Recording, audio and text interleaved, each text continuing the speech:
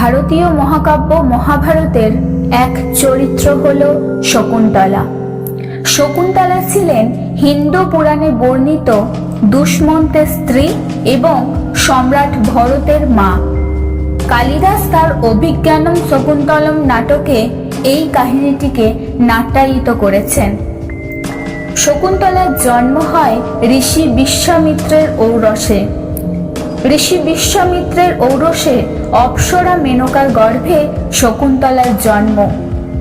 দেবরাজ ইন্দ্র বিশ্বামিত্রের তপস্যা ভঙ্গ করতে মেনকাকে তার নিকট প্রেরণ করেন। মেনকা তার কাজে সফল হন। তার রূপ এবং লাবণ্যের মোহে বিশ্বামিত্র বিচলিত হন। সংযম হারিয়ে তিনি মেনকার সাথে শারীরিক সম্পর্ক স্থাপন করেন।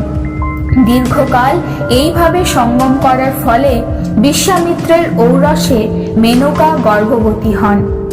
উভয়ের মিলনের ফলে একটি শিশু কন্যার জন্ম হয়। তপস্যাজিত পূর্ণ ফল ক্ষয়ের জন্য ক্ষুব্ধ হয়ে বিশ্বামিত্র মেনকা এবং তার কন্যাকে পরিত্যাগ করে সেখান থেকে চলে যান। তারপর মেনকাও তার শিশু কন্যাটিকে একটি বনে পরিত্যাগ করে চলে যান। ঋষি কর্ণ সেই কন্যাটিকে পক্ষী পরিবৃপ্ত অবস্থায় উদ্ধার করেন। তিনি মেয়েটির নামকরণ করেছিলেন শকুন্তলা। এরপর শকুন্তলাকে নিজ আশ্রমে এনে লালন পালন করতে থাকেন এবং এইভাবেই শকুন্তলা বড় হতে থাকে। রাজা দুষ্মন্ত মৃগয়ায় এসে একটি হরিণকে তাড়া করতে করতে কর্ণের সেই তপবনে এসে উপস্থিত হন। এখানেই শকুন্তলার সঙ্গে তার সাক্ষাৎ হয়। তারা পরস্পরের প্রেমে পড়েন এবং আশ্রমেই তাদের গান্ধর্ব বিবাহ সম্পন্ন হয়, অর্থাৎ মালা বদল করে তারা মিলিত হন। এরপর জরুরি কাজে দুষ্মন্তকে রাজধানীতে ফিরে যেতে হয়।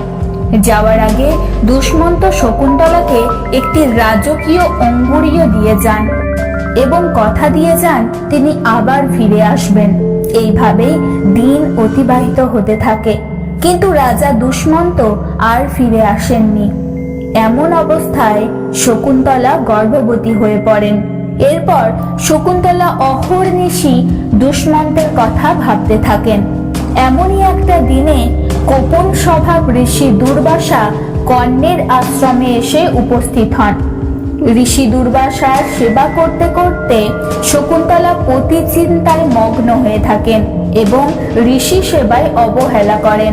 এতে দুর্বাসা অত্যন্ত ক্ষুব্ধ হন এবং ক্ষুব্ধ হয়ে তাকে অভিশাপ দেন যে যার চিন্তায় নিমগ্ন হয়ে তিনি ঋষি সেবায় অবহেলা করেছেন সেই তাকে একদিন ভুলে যাবে।